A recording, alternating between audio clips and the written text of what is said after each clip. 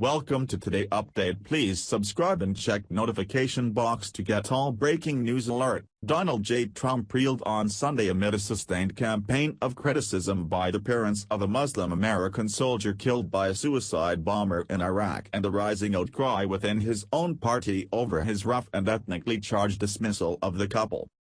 The confrontation between the parents, Kizrin Ghazala Khan, and Mr. Trump has emerged as an unexpected and potentially pivotal flashpoint in the general election.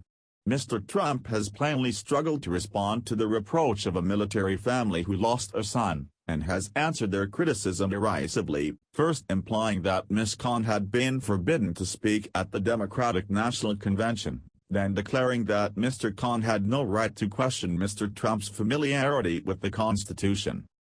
And Mr. Trump's usual political toolkit has appeared to fail him. He earned no reprieve with his complaints that Mr. Khan had been unfair to him. On Sunday morning, he claimed on Twitter that Mr. Khan had viciously attacked him. Mr. Trump and his advisors tried repeatedly to change the subject to Islamic terrorism, to no avail. Instead, Mr. Trump appeared to be caught on Sunday in one of the biggest crises of his campaign, rivaling the uproar in June after he suggested a federal judge, Gonzalo P. Curiel, was biased because of his Mexican heritage.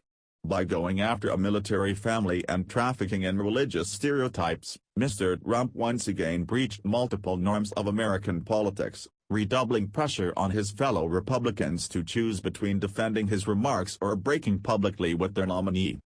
Continue reading the main story. Mr. Trump also risked reopening controversies related to religious tolerance in military service. His treatment of the Khans has brought on a new wave of criticism of his proposal to ban Muslim immigration, and of his mockery of Senator John McCain's time as a prisoner of war in Vietnam. Democratic leaders and candidates for Congress began over the weekend to call on Republicans to disavow Mr. Trump. And the top two Republicans in Congress, House Speaker Paul D. Ryan and Senator Mitch McConnell, the majority leader, signaled their strong disagreement with Mr. Trump, but stopped short of condemning him in blunt terms. Hillary Clinton, the Democratic presidential nominee, sternly reprimanded Mr. Trump on Sunday morning, saying at a church in Cleveland that he had answered the Khan family's sacrifice with disrespect for them and for American traditions of religious tolerance. Mr. Khan paid the ultimate sacrifice in his family, didn't he? Mrs. Clinton said. And what has he heard from Donald Trump? Nothing but insults, degrading comments about Muslims, a total misunderstanding of what made our country great. Mrs. Clinton chastised Mr. Trump again on Sunday in Ashland, Ohio, calling his comments part of a disturbing pattern. He called Mexicans rapists and criminals, Mrs. Clinton said. He said a federal judge was unqualified because he had Mexican heritage, someone born in the neighboring state of Indiana. He's called women pigs. He's mocked a reporter with a disability.